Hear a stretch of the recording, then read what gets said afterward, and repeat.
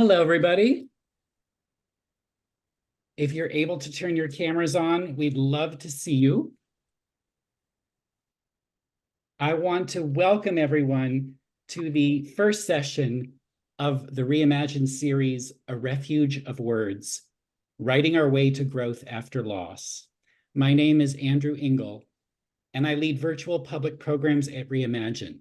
I live in New York City, also known as Lenapehoking, the land of the Lenni Lenape peoples, past, present, and future. During the colonial era and the early federal period, many were removed west and north, but some also remained among the continuing historical tribal communities of this region. I acknowledge the indigenous territory where I am to remind myself that more steps are needed to undo generations of damage caused by colonialism and white supremacy. And I want to wish to everyone who's celebrating an Eid Mubarak. Let us know where you're zooming in from. My pronouns are he, him. For those who need a visual description, I am a white cisgender male with glasses and some salt and pepper hair. It's got a little product in it. And I've got a pink shirt. Behind me is a bright orange wall with some new nudes that we got. Today, my colleague, Nicole Tan, is providing assistance with this gathering. Thank you, Nicole. Reimagine is a nonprofit organization catalyzing a uniquely powerful community. People of different backgrounds, ages, races, and faiths, people of no faith, all coming together to heal ourselves, our communities, and the world. We support each other in facing adversity, loss, and mortality in order to transform the hardest challenges into meaningful action and growth. Reimagine resources, support groups, events like this one today are free and accessible to the public. This is made possible by the support and generosity of participants like you. So for those of you who already made a tax-deductible donation when you registered, thank you so much.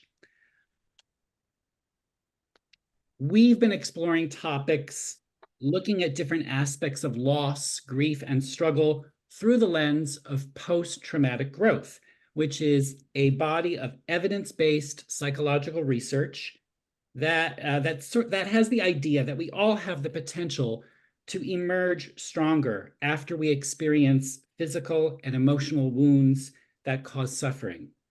Last month, we dedicated this series to the harms caused by injustice. We discussed how justice work and acts of service can not only heal the world, but can also help us personally achieve spiritual growth. Creative expression is another pathway towards growth after loss. This month, we are exploring writing as a tool to integrate our grief. And I'm so excited to kick off this series with this group of esteemed writers and teachers. So please register for the remaining 2 sessions of this series. Nicole's going to be pasting in the chat that link. Before we begin, I just want to offer a few Zoom tips. For those who wish, you can click on the CC icon at the bottom to get a live transcript of what's being said. And you can save the chat, and I hope you'll use the chat to ask questions of our guests.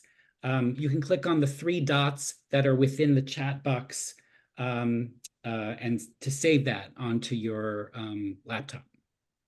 Feel free to send me or Nicole a note privately if you're having any technical issues. We may be able to help you. We are recording this program, and we look forward to sending this out to everyone who has registered in a few days. Okay. Our panel discussion will begin shortly, and I will introduce our moderator, Sunita Puri, in just a moment. And then in about 50 minutes from now, I'm going to ask Sue Moldaw, who is a writer and a Reimagine board member, to share some of her remarks and then kick off the Q&A portion. So if you are thinking of any questions while our panelists are in discussion, please put those in the chat and we can collect those at the very end. What else? That is it. So now it is my pleasure to hand this over to our moderator, Dr. Sunita Puri, who helped me put this panel together. She's been a wonderful thought partner. She'll offer some of her remarks, and then she'll introduce our guest speakers. And you can read all of their full bios in the event registration page that you used earlier.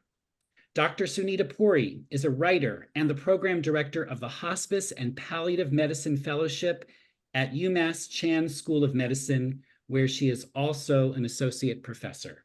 She completed medical school and residency training at UCSF. Her fellowship in palliative care was at Stanford. She is the author of That Good Night, Life and Medicine in the 11th Hour, a critically acclaimed literary memoir examining her journey to the practice of palliative medicine and her quest to help patients and families redefine what it means to live and die well in the face of serious illness. Her writing has appeared in the New Yorker, New York Times, LA Times, Slate, and the Journal of the American Medical Association. Sunita, I'm handing this off to you.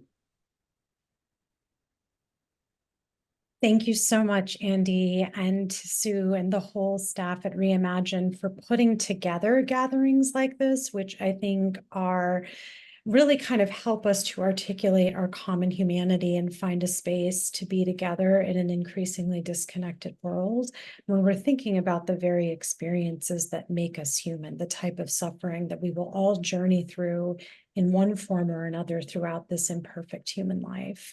So I'm extraordinarily grateful to be here to moderate and to share with everybody in this panel the three brilliant human beings and writers that you are going to hear from. I thought that I would offer just a couple thoughts before we start our panel. First of all, that we're gathering here today because we have something that we're carrying, perhaps many things that we're carrying that have been hard to shoulder. And sometimes hearing other people's stories, even when they're healing, can be very challenging. So I just want to encourage everybody in the audience and on the panel to take good care of yourselves as we move through this next hour and a half together, and to show ourselves the compassion for our experiences and to hold anything that might be coming up for us with the utmost tenderness, So if you need to step away or you need extra support during or after this panel, I just encourage you to take a moment now to think about who you might want to reach out to or what sort of comfort you could provide yourself with right now, whether that's a cup of tea or, like me, a Waterloo sparkling water or a blanket or something else. So with that in mind, I wanted to offer some remarks to just kind of frame the intention of this panel. And I wanted to do that by actually reading the opening page of one of the most remarkable memoirs I've ever read, called The Years of Magical Thinking by Joan Didion. Life changes fast. Life changes in the instant. You sit down to dinner, and life, as you know it, ends. The question of self-pity. Those were the first four lines, the opening lines of her memoir, which is about the very sudden loss of her husband, John Gregory Dunn, from a massive heart attack when he sat down to dinner one day and she was making a drink for him in the kitchen. And the reason that I wanted to open this panel with this is because both as a writer and as somebody who's a palliative care doctor, I think very deeply about the kind of sputtering beginnings of a life after immense loss or a life during immense loss.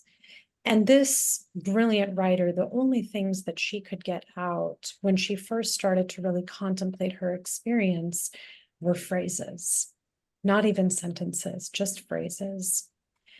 And in my work, one thing that I have seen is this kind of sputtering of stories.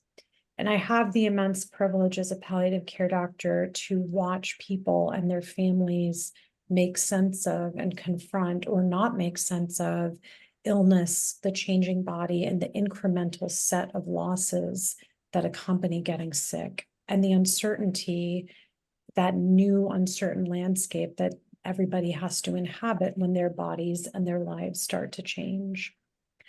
And aside from what can be very fulfilling, things like treating cancer pain, helping people to physically feel better, the real privilege is listening to their stories and listening to how they sputter to find the first words, and how the words come more easily as they try to make sense of their lives. And then that goes away and they are back again in the obliterated place. And then they start to find ways to move forward. And I think the greatest gift that we can give each other and people who are suffering in our human life is the gift of being seen and heard. And story, whether it's the story we tell each other about our own lives, the meaning we try to make by telling ourselves these stories, or the listening of other people's stories, the specific type of accompaniment that narrative and writing and reading can offer, that might be one of the most powerful through lines, one of the most powerful types of witnessing that we can offer ourselves when we are suffering as we've lost someone or something, and the recovering of the self, the new self, the changed self that is possible when we sit and be with our experiences or witness that of another's and try to rebuild who we are, try to resurrect who the person we have lost is and can now be in our lives anew. This is all the power and the magic that reading and writing can offer us. And I think when I sit down to read and write in the moments that are darkest, or when I give my patients journals and ask them to write to themselves, or ask them to read a book and we talk about it, or a poem and we talk about it, that sense of accompaniment, that sense of I am not going to go through this alone, is the salve to what can feel like immense, insurmountable suffering. And I offer these words to frame this panel because I think the people you are going to hear from and the works that I'm going to ask them to read from can be profound accompaniments as we journey back to the losses we've experienced and as we build our own new lives and ourselves in the obliterated place that always has soil. That obliterated place can sprout green once again. So with that, I would like to introduce each of the people who we'll be hearing from on this panel. Emily Rapp Black is the author of 5 books of creative nonfiction. A former Fulbright Scholar and Guggenheim Fellow, she is professor of creative writing at the University of California, Riverside. In her third memoir, Sanctuary, she writes of tentatively, painfully regaining her footing after losing her son to Tay-Sachs disease, which she recounted in her stunning memoir, The Still Point of the Turning World. With brutal honesty, she ushers readers into the mourner's sanctuary, where life and death, love and loss, rage and happiness, pleasure and pain can tolerably intermingle. Amy Lynn is a writer and educator who lives in Calgary, Alberta. Oh, sorry, one second.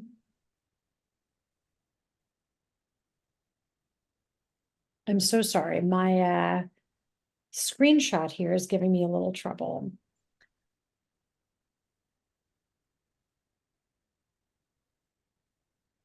Okay, sorry about that. No, I got it. Okay, so I'm sorry, Amy. Amy Lynn is a writer and educator who lives in Calgary, Alberta, in Canada. She has participated in residencies at Yaddo and Casa Kumala. Her work has been published in Plowshares. Hereafter is her debut memoir. Nico Slate is the author of 6 books, including Brothers, a memoir of love, loss, and race. It is a book about the life and death of his older brother, a mixed-race hip-hop artist who was the victim of a racially charged assault in Santa Monica, California in 1994. He is a professor in the Department of History at Carnegie Mellon University and the founder of LEAP. Welcome all of you to this panel.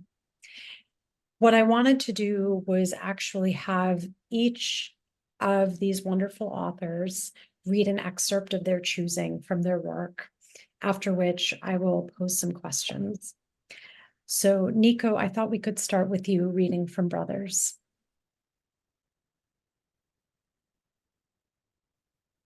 Thank you so much, Sunita. That was a very beautiful introduction. I'm honored to be here with you all, and I want to thank you all for this opportunity to share my own work and to learn from all of you, and especially from the other writers who are going to share theirs. I'm going to read two very short sections from my book. The first is the very beginning, and then I'm going to read something from much later on in the book, and I'll just dive right in. The night my grandfather died and my brother lost his right eye, I slept with all the windows open. Spring had come to the Mojave. The air smelled of sagebrush and rain, and tiny gold flowers speckled the dark basalt hills. The desert, for all its austerity, knows how to be grateful.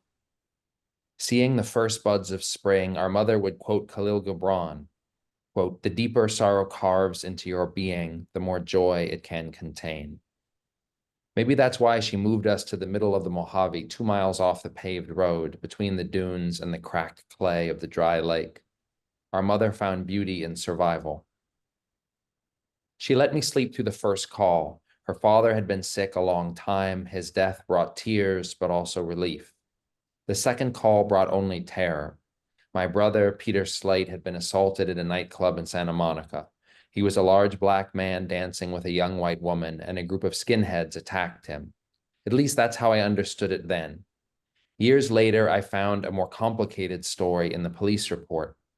My brother had left the dance floor to put his beer down on a table. He exchanged words with a man sitting at the table. Both had been drinking, and their argument escalated. The man at the table was white, as was the other man, who came from behind and smashed a bottle into my brother's right eye, pushing glass up toward his brain. My family saw the attack as a hate crime, but what role did race play that night? The security guards let the attackers go and grabbed my brother instead. They twisted his arm behind his back and shoved him into an alley. The police found him barely conscious, slumped on the pavement, his shirt soaked in blood. When our mother got the call, the doctors did not know if he had brain damage. He had lost the eye, but they didn't tell her that. She had slept 1 hour after grieving her father, and now she faced losing a son. She woke me by yelling my name. I'm going to skip down to something from the end of the book after my brother has passed away, and I'm really engaged with my grief and also my mother's grief. Henry James, writing about the death of his older brother William, quote, "His extinction changes the face of life for me. Besides the mere missing of his inexhaustible company and personality, originality, the whole unspeakably vivid and beautiful presence of him," unquote. I felt it on my wedding day, the whole unspeakably vivid and beautiful presence of him. I am standing at the altar waiting for the music to begin and Emily to walk down the aisle. My eyes find an empty chair, 5 rows back on the left, next to Aunt Terry and Uncle Chuma. I stare at that chair and begin to cry. I want to say they are joyful tears, but how can one separate joy from the fact that he is not here to share it? A thought strikes me. Maybe I should have left an empty chair next to my mom. No, he would not want his absence to cast a shadow on this day. Plus, he wouldn't have needed a chair. He would be at my side. Thank you all again. Thank you, Nico. Emily, would you like to read next? Yes, thank you so much. That was beautiful. I was taking notes. Happy notes, as I say. So I'm going to read a very short excerpt from my book Sanctuary, which addresses, I think, one of the things that is often common in a lot of loss, but particularly in child loss, when you're not really sure how to answer people's questions in the aftermath, and how much of it you want to go into, how much emotional labor you want to give to a stranger at Trader Joe's, for example. So this is about a section from my son has been dead for about 1.5 years, and my daughter is quite little. She's a baby. So they were born. He died in February of 2013, and she was born the following March. So really close in time. So it's about this, what Sunita said so beautifully about reconciling or coexisting with joy and grief. I didn't think I'd need to stitch together scenes and impressions from the past as the present is unfolding. Didn't predict how unsettling and strange and also necessary this would feel. I didn't anticipate feeling so divided, so lost. Although I think about Ronan every day, it is sometimes difficult to remember the silence and stillness of his body when Charlie is so busy, so active, so able to do all of the things that were completely out of reach for her half-brother in his short life. She walks easily along balance beams, sprints into the surf at the beach, dances to songs from The Little Mermaid, and announces, "Hey, these are my moves, watch me." One morning after dropping her off at preschool, I stood and watched her through a crack in the gate. She ran up to an empty swing and flopped her belly on top, swinging back and forth and smiling. She did it again and again. Charlie's so verbal, her teacher tells me, so good with her body, so strong, so smart. When I'm out with Charlie in the world, people ask me all the time in the grocery store, in the queue at the post office, after commenting always on the red of her hair. So beautiful, so rare. Is she your only child? Will you have more? Was it just one and done? And I have to make a choice. Do I tell them about Ronan and launch into the pain of that past? Or do I say nothing, which triggers a different kind of guilt and pain? When I don't say his name or speak about him, I feel like I'm erasing him. When I do, I have to buckle up for a conversation that usually ends in someone patting me on the back and saying, "You're so brave." Each option makes me crumble a little inside. If I'm not keeping Ronan's memory alive by acknowledging him each time I'm given the opportunity, am I forgetting him, letting him go, which is like sentencing him to a kind of second death? Memory, with its strange and extraordinary power to make and unmake the world, is perhaps itself an accident of evolution. What is forgotten inside what is remembered? How do we pluck the most significant moments out of the rank and file of ordinary memories? These two children, one so different from the other, does this make me two different mothers, two different women leading two wildly different lives? Must I separate them? Should I just forget that the other woman with a different child living a different life ever existed? I don't think so. Perhaps we can live our best lives only in the moments when past and present converge and recombine, like in the coiled DNA helix.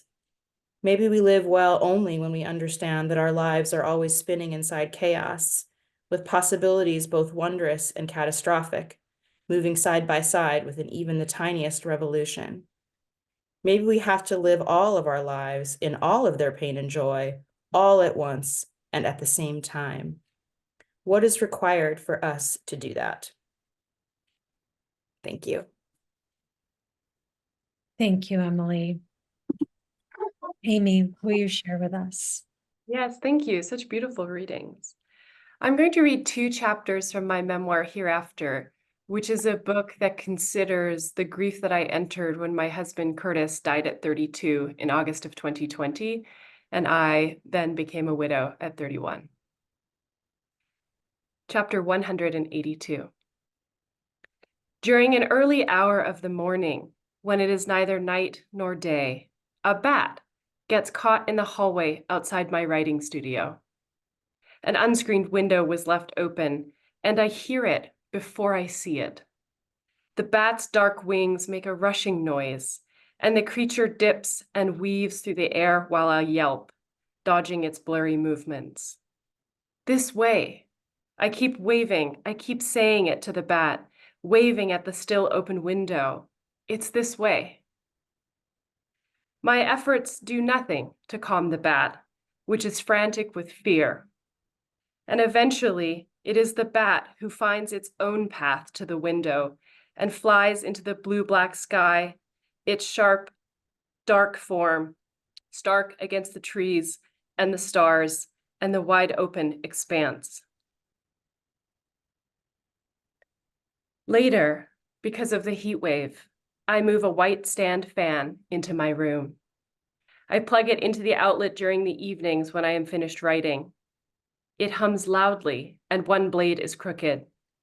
The noise is too intense to sleep through, and while the fan circulates the air, it does not cool the room at all. But it is still something for the heat.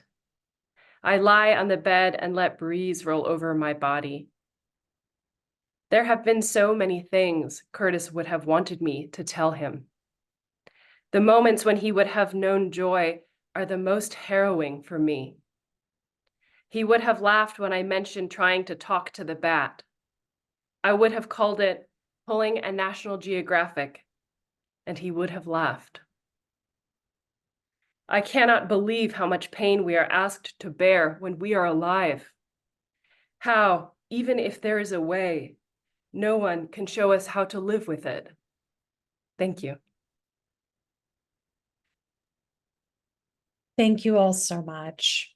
I think part of the beauty and the power of this panel is that each of you has your own unique voice that you've brought to the page, the specific experiences that you've pinned to the page. So the loss of a child, the loss of a husband, the loss of a brother.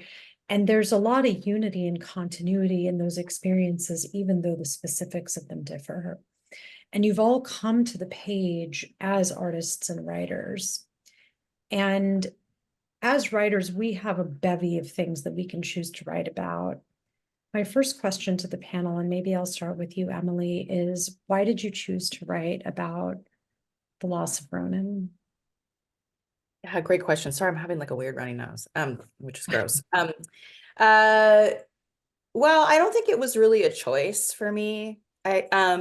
Which maybe sounds a little bit pretentious, but I mean, I was a writer before my son died or got sick. I was a very frustrated writer. I was a very neurotic writer, and I had been writing fiction, and I had written one book. And then when he was diagnosed, I just feel like the world kind of opened up, and it was the only thing that felt meaningful to me. And it was the only thing that felt, which was a shock to me as someone who'd been complaining about how writing was for literally all of my life, that it was a comfort. It was like the only thing I felt that anchored me to hope. And that I had to redefine hope in that process, because with Tay-Sachs, there is no actual hope for a cure. You know, there's nothing to do. And so in that hole of absence of something to do or to labor at, I think writing fell in at just the right time. It was kind of miraculous to me, how much I was, reliant on it. Whereas before I was like actively avoiding it at all costs. So, I mean, I do think it's important. I think, particularly with child loss, it's like, having a big stamp on your head that says, feel sorry for me, or like pity party over here. And it's really hard to feel acknowledged or that someone can witness, because usually what people say is, I can't imagine, or I would die if I were you, neither of which are helpful. And so I think I knew, and somehow I knew in writing it, that I would find a community of people that had been through something similar. And writing is about community. Stories are about creating community across time and history and culture. And that's exactly what happened. So I think it was a gift to me, to write about it. And I'm glad I did, because it's, I don't think I would, I'm not ever going to read that book about my son again, probably, but if I needed to, I could now have a touchstone for his brief life. It was very short. So that was important to me, to bear witness to something that is not a new problem. Like, people have been losing children and continue to do so all the time, all around the world. So I felt that it was important to bear witness to that, instead of just looking away and being like, "Oop, too sad." Yeah. And how about you, Amy? I came to writing hereafter by truthfully not intending to write a book. When Curtis died very suddenly in August, my longtime therapist, who I really trust, called me and he said, "Do not grieve alone." Yeah. Because he knows me, and he knew that in so many ways I was already preparing to go somewhere alone, curl up in a hole, and truthfully just hope that I died soon. And I think it was so kind of him to tell me very clearly, very early on, that grief is something that none of us actually can carry alone. That's I think one of the most devastating things about living in the landscape of grief is that you are tasked with speaking with a new mouth and tasked with learning a new language. And it's actually not something you can do by yourself, but grief consistently tells you that you are in fact alone. Yeah. And it's very hard to ask for help. And I mean, my father is Chinese and my mother is British, so I have literally no models for asking for help. They don't, two cultures that don't ask for help. And so I didn't know how to do it. I really didn't. And my therapist kept saying, you have to tell people what it's like. And I kept saying, I'm never going to do that. I have no models for that. Yeah. And what I do have is writing. And so I started a newsletter, which I still write in, about living in loss and living with grief, called At the Bottom of Everything. And I wrote every single week for 2 years about my experience of grief and loss. And it was about a year in that I started to consider whether that project would become a book. And eventually, through a kind of process of elimination, it became Hereafter. But it really was a project started in faith to my therapist that he knew what he was talking about.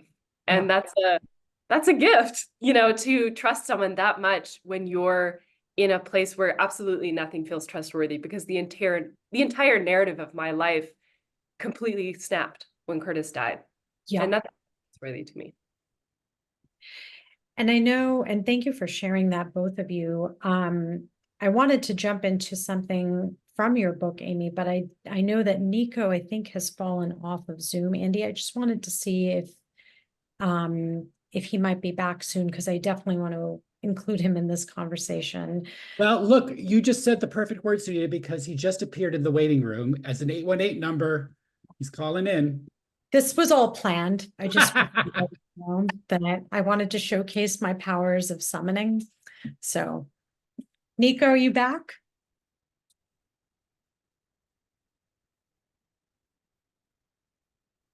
As he's getting connected, Amy, something that you wrote about so beautifully in your book was this idea of time. And I'm going to paraphrase this, but you had a sentence that I think went something along the lines of, he died and I fell out of time. I fell out of time was the phrase that really stuck with me, because when we are trying to ground ourselves and to be in our lives, when our lives have been completely shattered, time is something that becomes really hard to wrap our minds around or to reconcile ourselves with.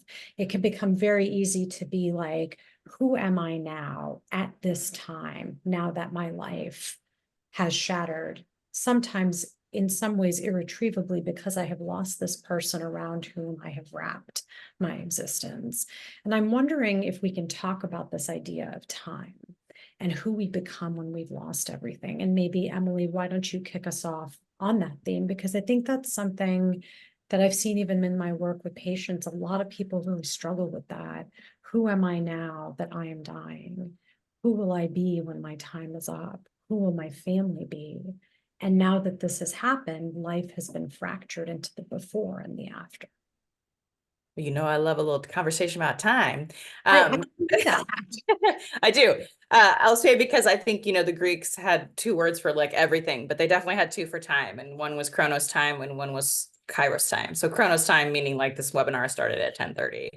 Kairos time, meaning like the time of COVID, right? And I think that, when you're in grief, active grief, and even as you live alongside it for the rest of your life, those times collapse into each other. And so it's hard to be like, oh, it's the time of this, but then it's like, what do the daily moments mean? Like nothing. They mean nothing, and they mean everything, right? So it's I think, in a palliative care situation, or when we were actively dying, or when we've experienced a huge rupture in our lives, it's like grief just collapses and flattens time in this way that's incredibly disorienting, because we do live in those 2 elements of time quite easily as human beings. Like the Greeks weren't wrong, right? So I think one of the things, at least for me, is to say like, okay, time can mean everything and it can mean nothing. And to me, that's a strangely comforting idea, because then you just have the now. And of course, that's like something we're always like, be here now. Like, I don't know how many times a day I have to say that to myself, but it's really true, because it's only in the current moment that Chronos and Kairos unite. And so I think that the challenge of grief is that like, there's no clock, there's no future, there's no past. It's just like, wow, like you're just like in this kind of dark hole waiting for some light to come down there. And I think what the light consists of, is story. Like people, you're like, oh, look, someone dropped a flashlight, and you like shine it around. You see other people have been in this same dark hole, and they know how you feel. And you start reading about their work, and then you feel connected again to other people's Chronos and Kairos time, and it kind of draws you back into that state of being. So time, but yeah, time is weird. I mean, it's like the grief calendar is like not one you give someone for a present. Like it's not cute, and it's really weird, and it would be like a strange shape that like shouted, and like one of those like weird clocks with birds that like shout at like 4 p.m. or something. Like my parents have one of those. I'm like, why? I think that would be it's hard to be with people in that state, I think, because what do you cling to? Yeah. If there's no past or no future, like what do you do? Like how do you sit? And that's really uncomfortable. Yeah. So I think sitting with people during that time and being like a very unshockable witness is pretty much what writers are called to do when we're Yes. on these topics. Yeah. Absolutely. So beautifully put. Nico, I'm glad you're back. We missed you there for a sec. I wanted to invite you back into the conversation with the question that I had posed earlier, just really about why did you choose to write about this painful loss? That's a very important question. And actually, my answer can build right off what Emily just said quite beautifully about time. I'm not a believer that there are certain forms that people experience depending on who they are grieving. But I have found in my own experience, talking with others and reading, that it's quite common for siblings who are bereaved to have a long period of not grieving, or if you want to use the word denial, denying their grief, not processing it, not engaging it for a variety of reasons. In my case, I was really primarily focused on supporting my mother, who really was confronting her grief much more frontally and much more overwhelmingly. She had to immediately stop working. She struggled to sleep. She struggled to eat. And so my focus when my brother died was to be there for her. And that is still the case. I mean, I'm still there for her. But I also reached a certain point. For me, really, it was when my wife gave birth to our first child that I was suddenly forced to grapple with the immensity of my loss and the loss of my children, who wouldn't have the experience of this remarkable person as their uncle. And that I said forced. I mean, to some degree, it was a kind of like a tidal wave of grief that I was not expecting that came over me when my first child was born. But it was also a realization that I had to do more to actively engage what I had lost, what the world had lost, and what my brother had lost when he died. And writing was, for me, a way of starting that process. So, writing was a way for me to begin, in some sense, truly grieving or fully processing my grief. And then also a way for me, in some fashion, and there are such painful limits to this, but in some fashion, to keep my brother in the world and give my children a chance to know him. The primary audience of the book I wrote was my children. I wanted them to know this human being that had meant so much to me and that had been such a vibrant presence in my world and in the world.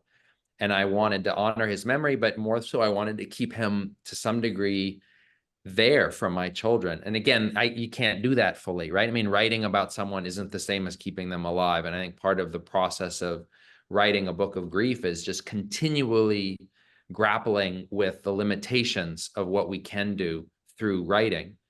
But it is still a chance for my children to know at least my knowledge of him, right? To know him at least through me. And that's what drew me to it originally. It was grappling with that sense of time.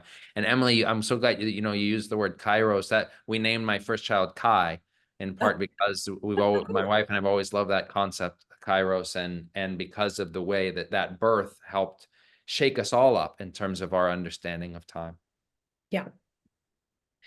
So beautiful. And, as much as we are writing about the person, what we are also offering the reader is a changed sense of self, how we have evolved in relation to what we have lost, how our memories of the person we have lost may be things that we need to challenge as we write about them. And if we think of all writing as ultimately rewriting, and all of living as ultimately reliving, one question I have for all of you is, how did you experience reliving on the page?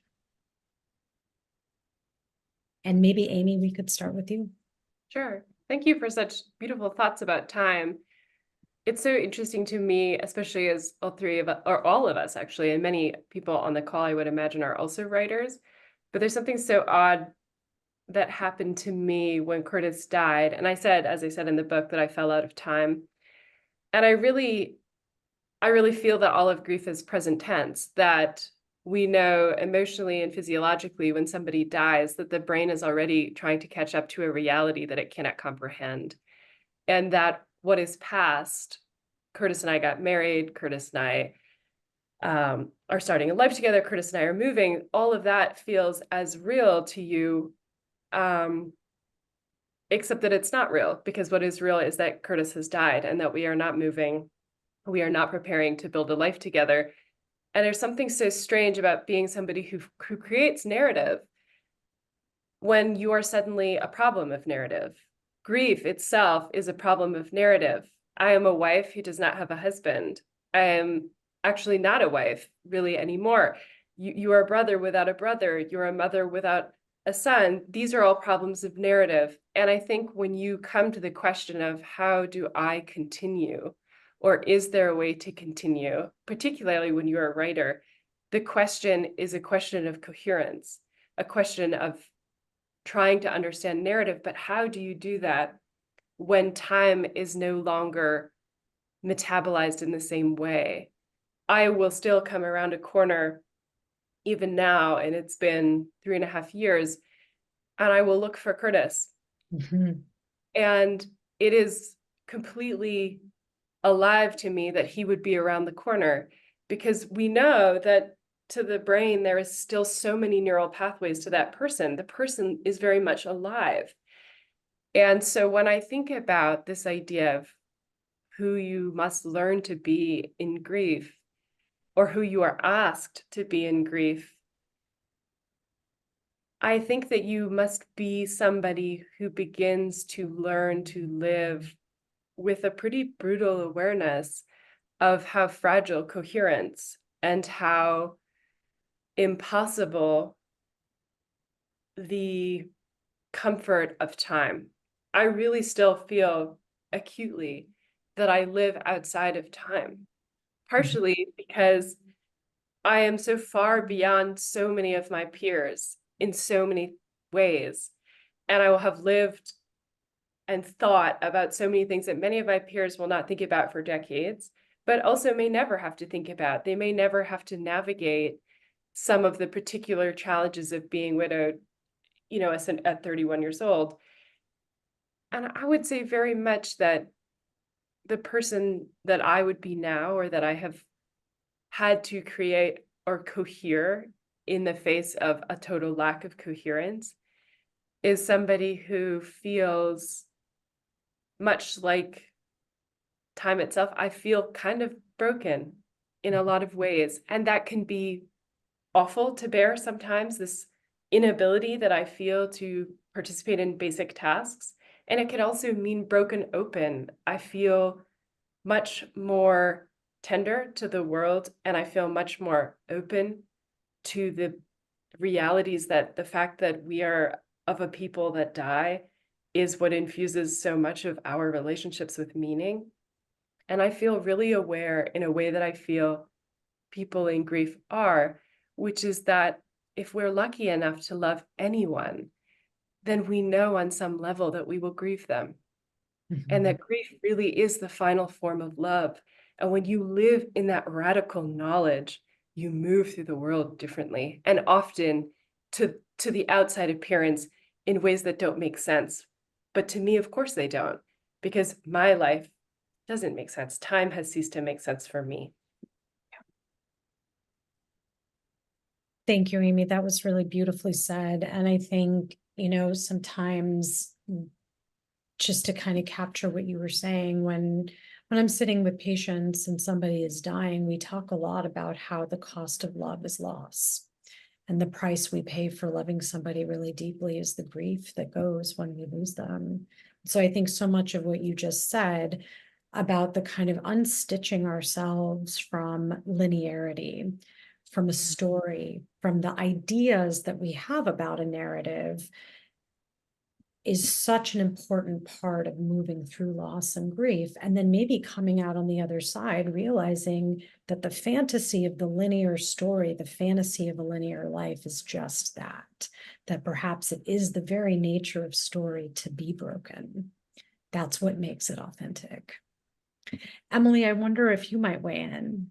Yeah, really well said, both of you. I think, that idea of living outside of time is absolutely true. And I do think those relationships with people who've died do kind of go on for the person who's still in this world, however you think about the next world, or if there is one, because we're still sort of remembering that, like re-narrativizing them. And I think, I often tell my students that so much about personal narrative is myth making, right? So you're making a personal myth, and a personal myth is sort of dependent on causal time, and you have to go do things, or if you're Greek, you go off on a boat and do stuff in a boat, and whatever, Greeks were busy. But that's also, those myths still, they enshrine in story this kind of what also exists outside of time. So when the narrative is shattered, right, a narrative is shattered, a myth can contain that, because so much about myth making is about making a rupture and then figuring out what to do with it. So I often tell people that when, if you yourself are myth making every single day that you're alive, because you're doing things and you have an idea of what you're supposed to do and operate and move in the world.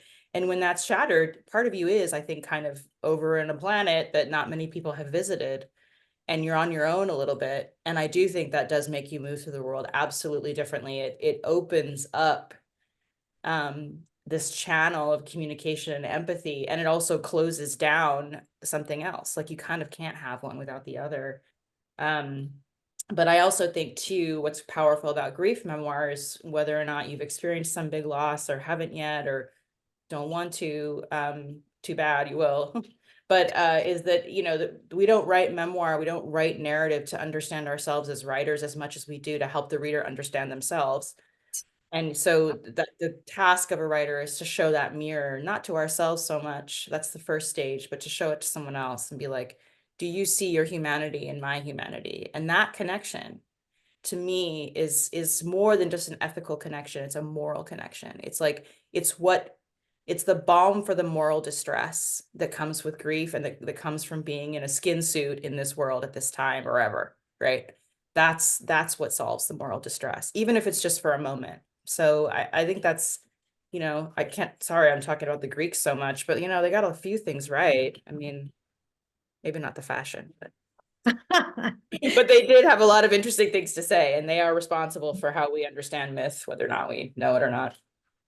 Well, and I think what you're getting at in referencing the Greeks and everything else is this nestling of the personal and the universal, that is absolutely the task of writers, is to say, what about my personal experience in all its devastating particulars will reflect the devastating particulars of somebody who might be reading this piece in a time zone other than mine, in a life experience, in a body that's extremely different from mine, but can I help them feel what it felt like when that hot panic went right through me for the first time, when I realized, when my body allowed me to realize what it is that I have lost. And that's really the art that we're speaking about here, right? Is how do we share in a way that taps into our deepest humanity when we're still trying to reckon with what it is that we have lost, who it is that we've become in the wake of that. And I did see, you know, I glanced at a question in the chat that I think is a good one, is that when we first start to consider writing about something like this, the choice to write is a very personal one. And there's many forms of writing. There's journaling, there's the epistolary form of writing letters to ourselves or people that we want to say something to, but how do you actually start? And I wonder if each of you might be willing to share your thoughts on that. I'll take that one. I'll take that one. A ball.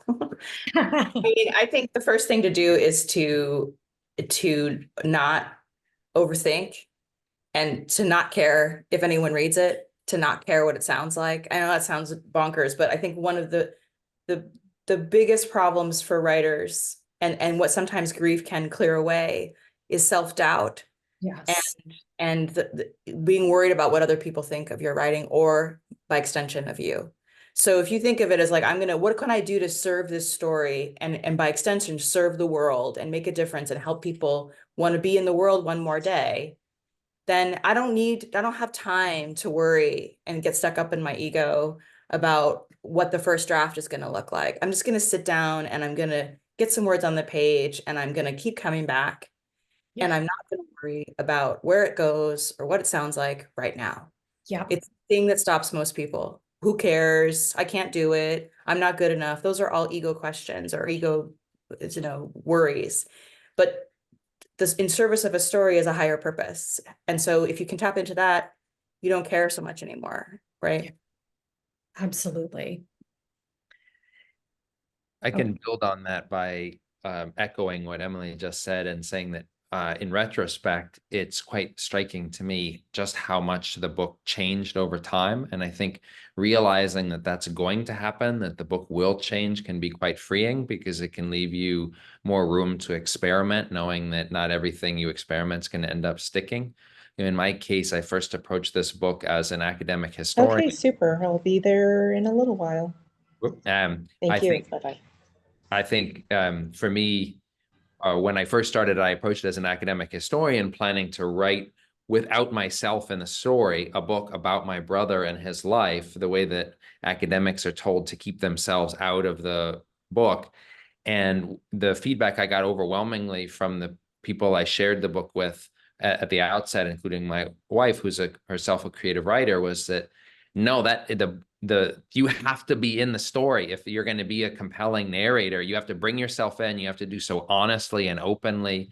And that was deeply unsettling for me as someone who's not generally comfortable writing about myself. And given that I really wanted to write about my brother, and I saw this as his story, but I came to realize that if I was going to do honor to him, I had to be willing to bring myself into the story and to talk about the love he shared with me, but also the ways in which our relationship was complicated, and to put those complications into the story. So the book just kept changing over and over and over again. And I think when you're starting, knowing that you don't have to get it right at the first pass, I think can actually be quite freeing. Yeah. I also think that I love that you said that you started the project about your brother, because Hereafter was so much about Curtis as well. And then I was actually asked to write myself into the narrative, which was a strange and kind of a very uncomfortable position. I think lots of writers find this, or lots of grievers. I am a very private person, but by merit of having this book, I have a very public pain. And it's a strange dissonance to live in that kind of tension.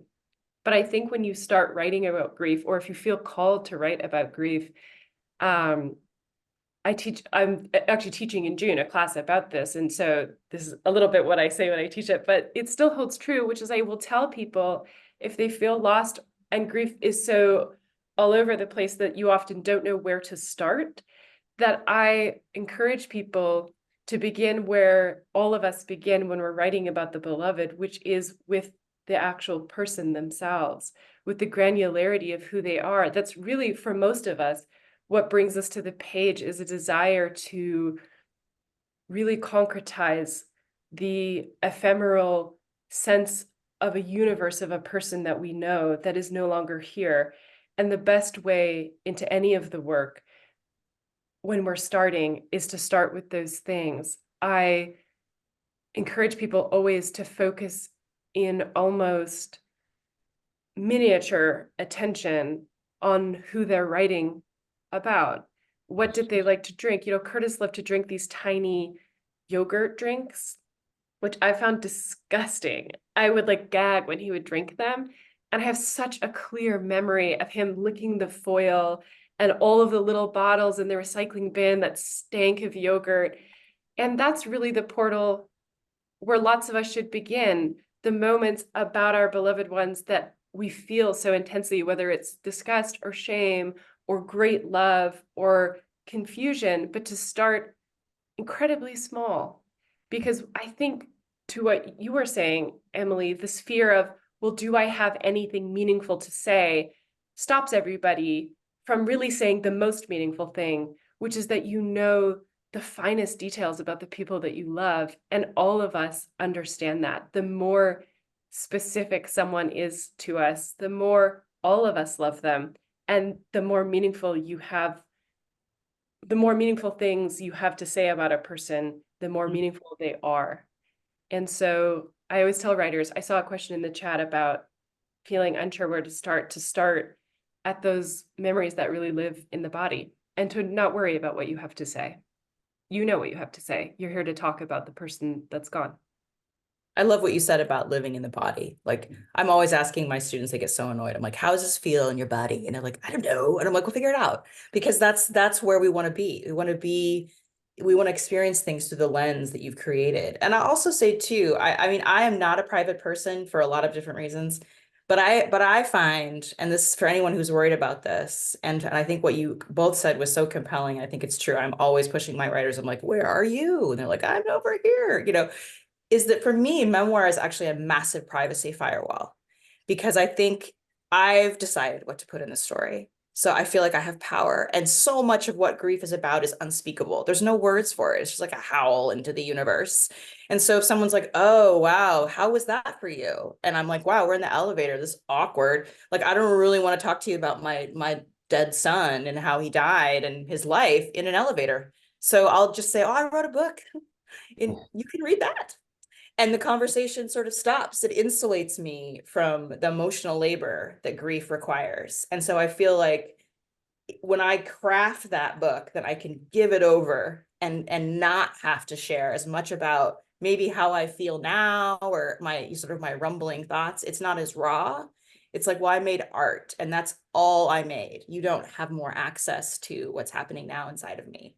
And that has been huge for me. Otherwise, I was just like, I cannot have one more 20-minute conversation in an elevator. I won't. So if you're worried about that, just think of it that way. Like, if someone asks you, oh, how did you bear that? Be like, well, I wrote about it and you can read it. And now I'm going to go buy my cheese in Trader Joe's. Yeah.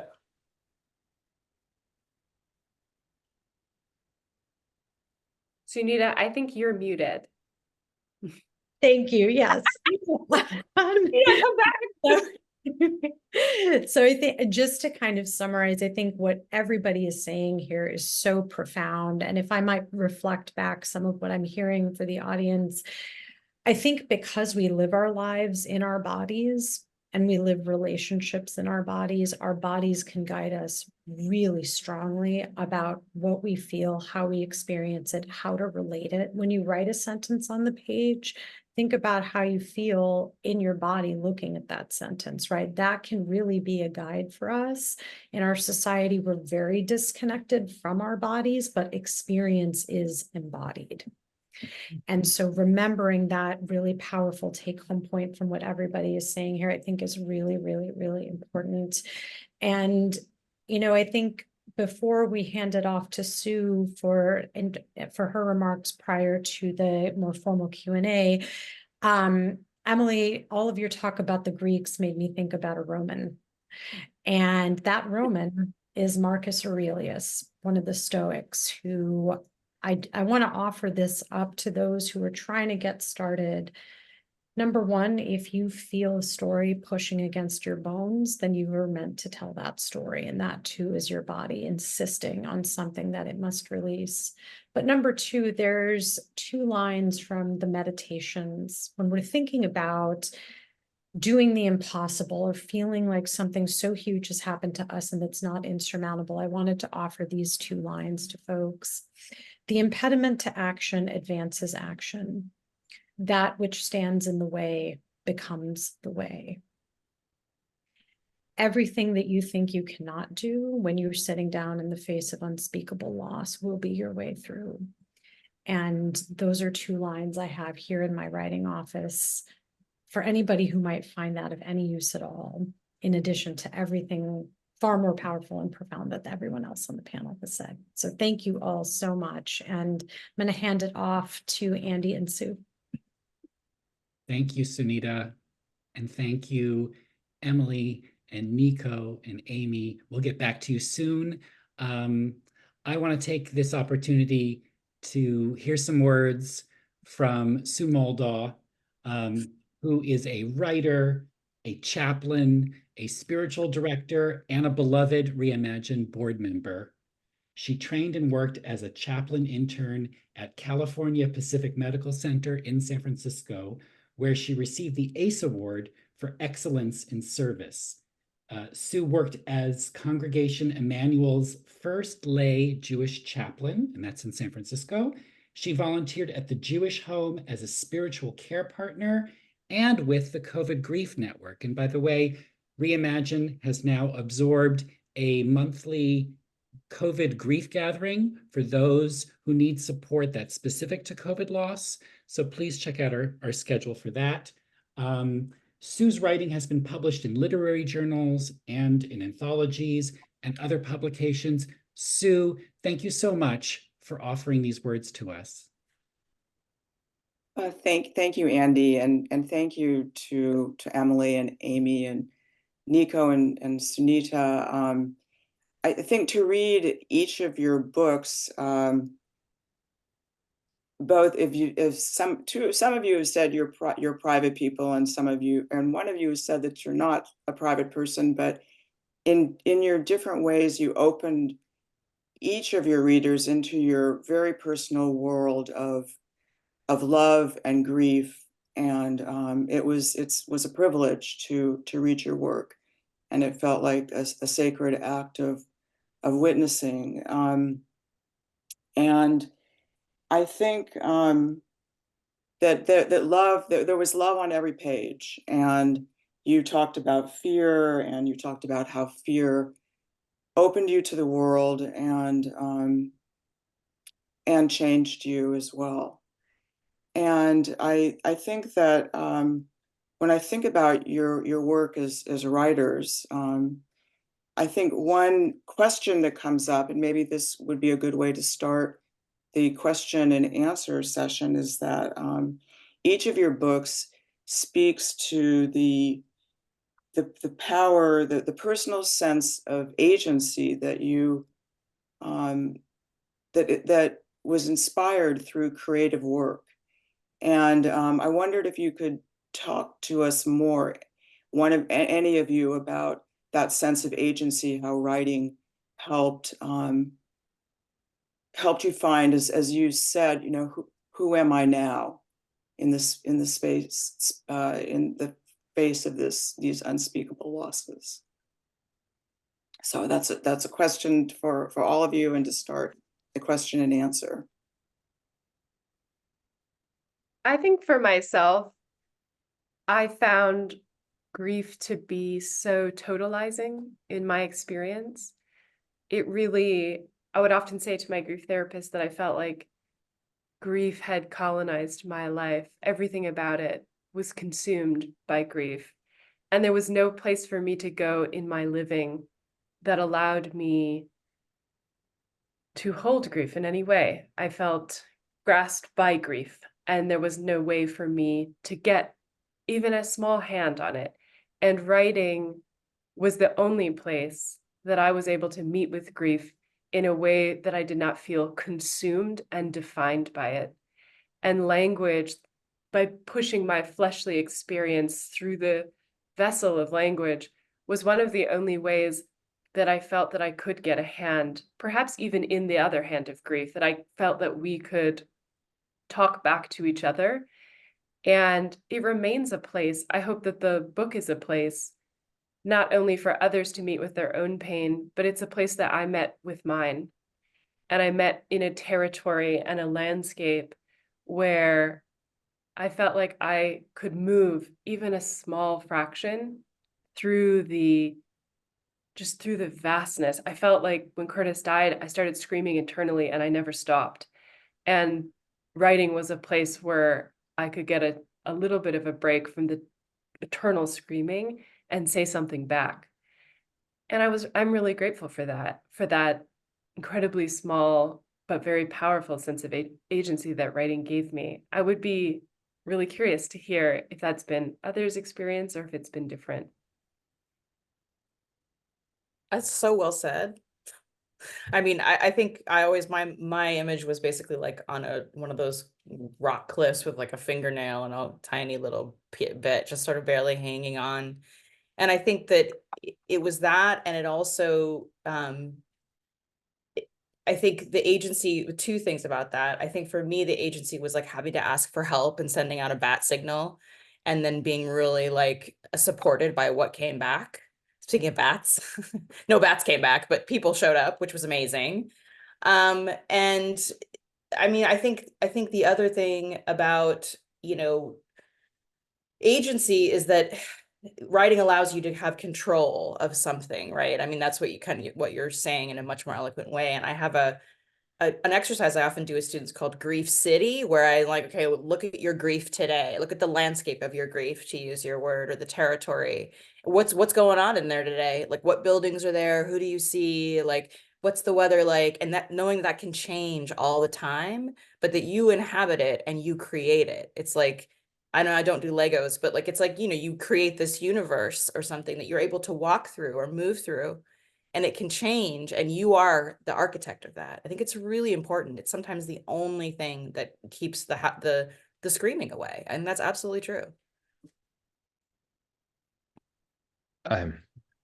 This question of agency brought me back to a very brief story that I tell early in the book about when our Domino's pizza delivery guy was mugged outside of our apartment, and I was a young child, and I was terrified and wasn't able to sleep. And my brother came into the room, and instead of just telling me, you don't need to be a scared, you can go to sleep, he created this amazing story about how the iron bars on our windows could only be cut by a very special diamond saw, and that there were only a few of these saws in the world. And even if a thief were able to get one, it would make this terribly loud noise that would wake up everyone in the neighborhood. And I vividly remember the feeling of safety I had in my brother's presence, and also in his imagination and his creativity.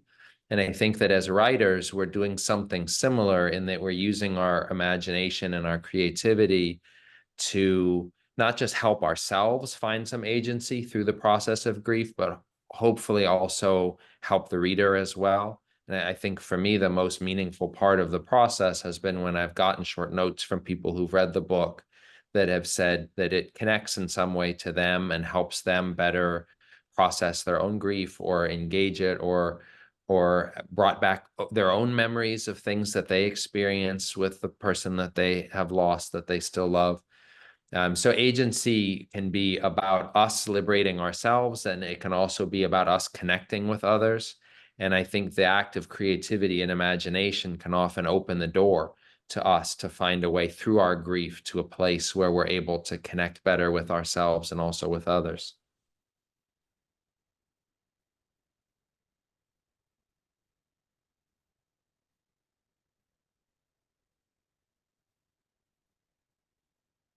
Does anyone in the audience have any questions they'd like to ask directly? Not in the chat box. I know there was a question from Gigi, and Gigi might want to ask this herself if she's interested. Oh, hi. Thank you so much for acknowledging that question. My question is about anticipatory grief. I have been through grief numerous times, but most notably, my husband's daughter died of suicide in 2017, his only child. So that's an ongoing experience with grief. But now, as an only child caretaker, I'm going through anticipatory grief of my mother. And because I've had such profound grief after loss, I'm really compromising my time with her because I'm bringing the anticipatory grief sort of to the forefront. I'm having a difficult time modifying that. And I was wondering if anyone had any advice about how writing might help that, or just any insight. Thank you. I mean, I'll take that one just because I know, like, when my son was diagnosed, I was like, oh, this is going to be 3 years of waiting. Which was really, I was really mad about that, by the way. So I think sometimes a righteous rage can fuel us a little bit. I would also say there's no way to get it wrong and there's no way to get it right. I think that, you know, you're talking about compromising your time. I think the time is, it is what it is, right? It doesn't, showing up is what matters, in my opinion. But I will say, I do think writing can help. I think it can be like what other people have said, Amy and Nico, it can create a kind of safety zone for you. It can help you remember certain things when maybe you can't be totally present in the moment because it's so hard. I used to do that with my son. He would sit with me and then someone would take him for like 10 minutes and I would suddenly be able to, I missed the absence of him. So I was able to be more present somehow when he wasn't in the room sometimes. I think that, so I would document that, right? I think it can really help with that. And it feels meaningful. It feels important, feels juicy. So I think that it is, anticipatory grief is a very strange territory. It's like, it's kind of like you're hovering over this quicksand and you're like, when's that going to happen? And you're waiting for the doors to fall open and drop.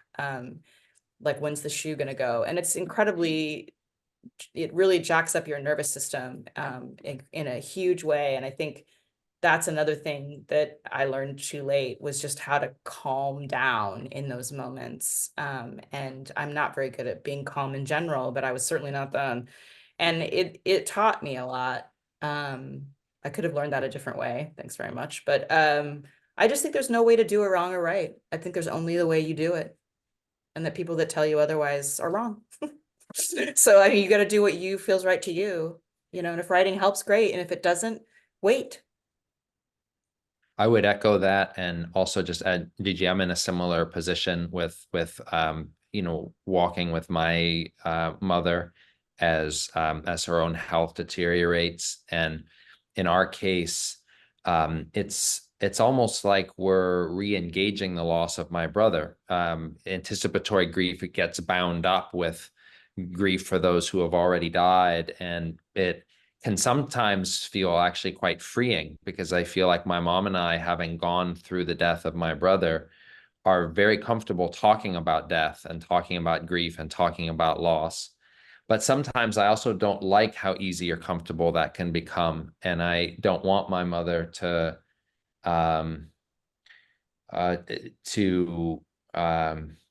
just to shortchange the life that she still has. And I think, you know, what Emily said, both parts of it resonate with me. There's no wrong way to do it and there's no right way to do it, but I really do empathize with you in your own relationship with your mother. It's hard. Thank you. I also wanted to add something that was kind of a more recent realization for me. But that living life kind of is its own anticipatory grief, because everything we love is something or someone that we are going to lose.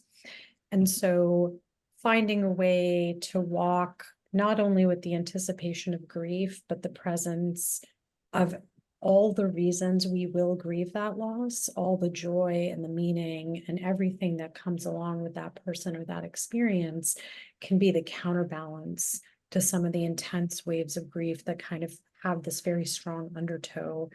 because everything that is on the water, all of the sparkles, all of the way that the sun can warm it or the moon can cool it, that's also part of the anticipation. It's just the lighter part of it. And we all kind of move, a life well lived is anticipatory grieving all along. And so to normalize that in a way while also being nestled in that very tough particular experience that you're going through, maybe that's one way of widening the lens on it, not to take away the pain or to sanitize the experience, but to make it part of a bigger view on what it means to live, knowing that we will lose everything we love. Sunita, there's a question from Jen. Jen, do you want to ask that yourself? You're free to unmute. Sure. My camera is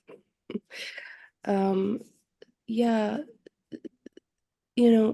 well, so my dad, he passed in March of April of 2020 from COVID, and the weeks he was in the hospital, the point was to numb out because I knew it was too much to actually, like, I guess, encode what was happening. So for myself, I turned to marijuana to, guess, regulate and to function and to get through, to be a pain relief, because otherwise I wouldn't be able to. And so I've been finding, like, the 15th will be the anniversary of his passing. And even just to get myself to put pen to paper has been hard to remember, especially that time, because the point was to not remember, to not, so I guess I kind of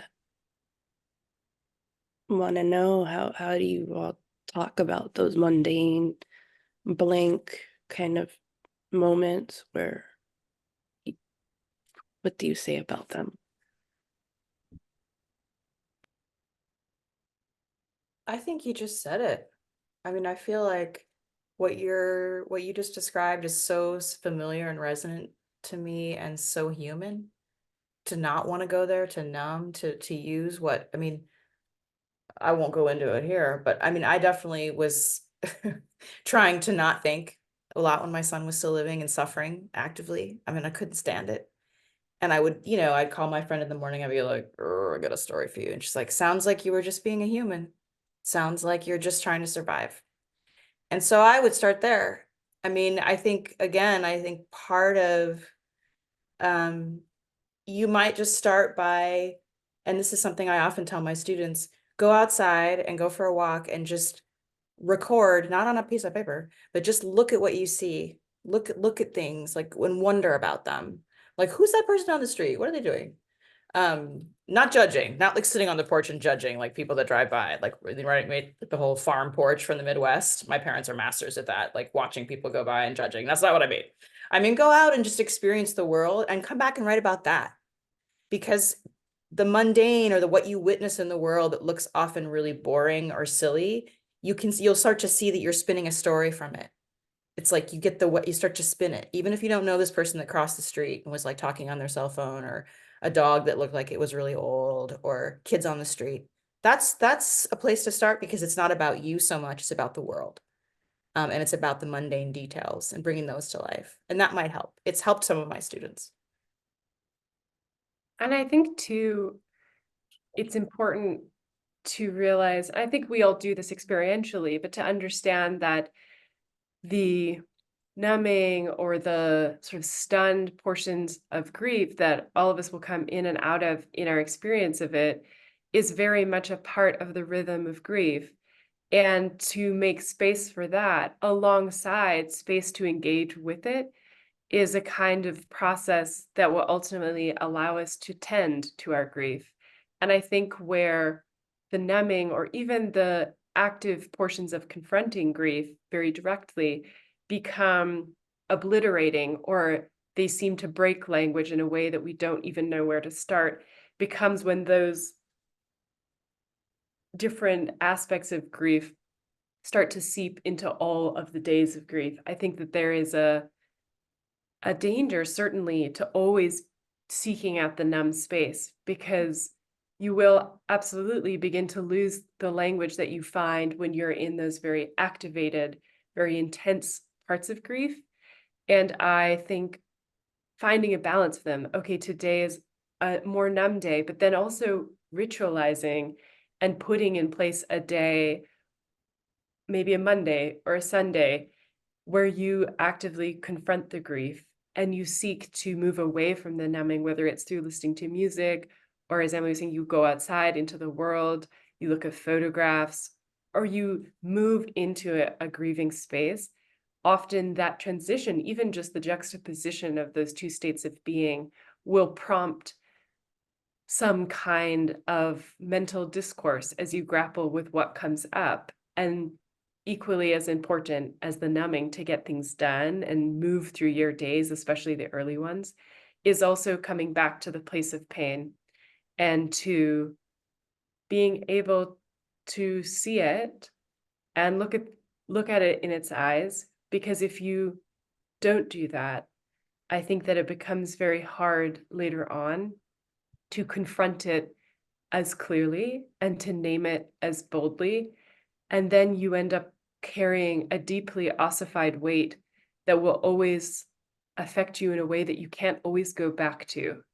And so I think holding a space for both and ritualizing a space for both is really important, because the language will come when you place dissociation beside association. Just the proximity of those two states of being will prompt a conversation between them. Absolutely. Well said.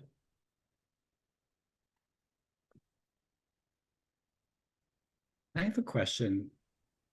I'll start asking it to Sunita.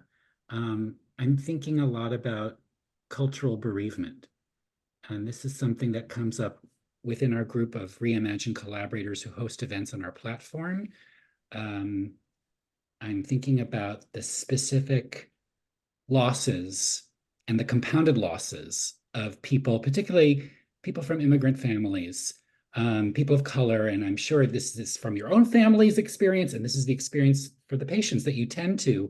I'm curious to learn about those specificities and how that might come up in the kind of writing that you might do with folks. Thank you so much for asking that question and introducing the element of culture, which is such an elastic term that means everything and nothing.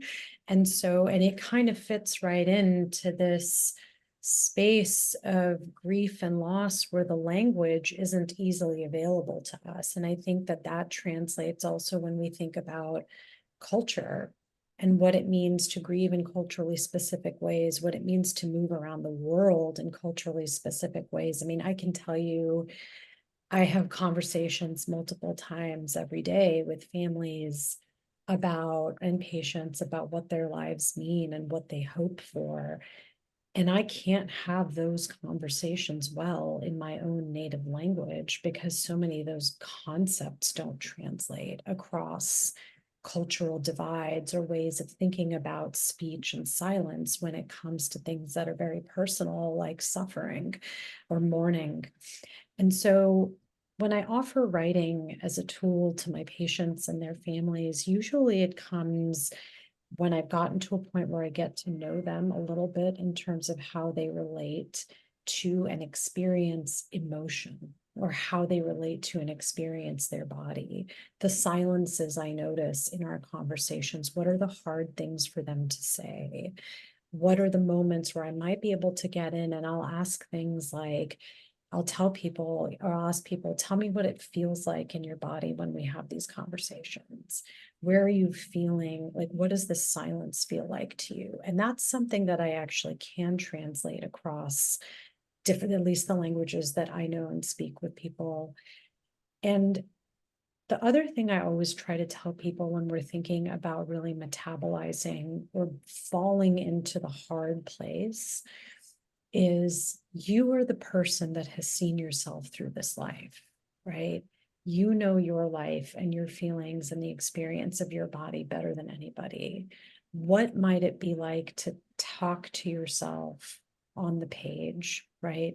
And I'll sometimes give out notebooks and say, this is just something to kind of take. And anytime in your day, if you feel like writing something down, if writing is a tool that's available to you or comforting to you, write down what you think and feel. And if you want this office visit to be a space where we go back to what you've written down, if you would find that therapeutic, even if my role is just to listen, let's do that. Because I think you have to, in these spaces of tremendous emotion and grief and loss and paralysis and brokenness, sometimes you have to, or at least I try to push myself outside of the way I was trained as a doctor, and I'm just there as a human, because I think medicine is its own cultural script filled with language that is imprisoning and doesn't give us the freedom to express what we really want to express, doesn't give our patients and their families the agency and the vocabulary to break down the traditional ways we're supposed to think about illness, the way we're supposed to think about fighting at all costs or wanting everything done. And people's real embodied experiences require so much more than this paucity of vocabulary or cultural tropes. But I think what it means is bringing my writer self into that room and making a conscious effort to say, I'm going to leave the way I was trained at the door sometimes, because in order to help people tell the story of their lives to themselves, in whatever way that feels right to them, I can't be here in the way that I was trained. And so I think we're thinking about the culture of medicine that we bring to those encounters and the culture that you're trying to get people to understand about themselves. Why are there no words for this? Why are the words that I've been given not the right words? How can I find ways to understand my own experience and my embodied experience and just have my doctor be a witness or just a human in the room? I feel like I'm rambling, as I am wont to do sometime, but I think for this, this is a very important, powerful question, and I sit around overthinking things. So now I'm just overthinking in front of everybody, but I hope that's somewhat helpful. It is. You've all been so helpful to us. Can we have a round of applause for all of our speakers, Emily Rapp Black, Amy Lynn, Nico Slate, Sue Moldaw, and Sunita Puri. Thank you all for coming.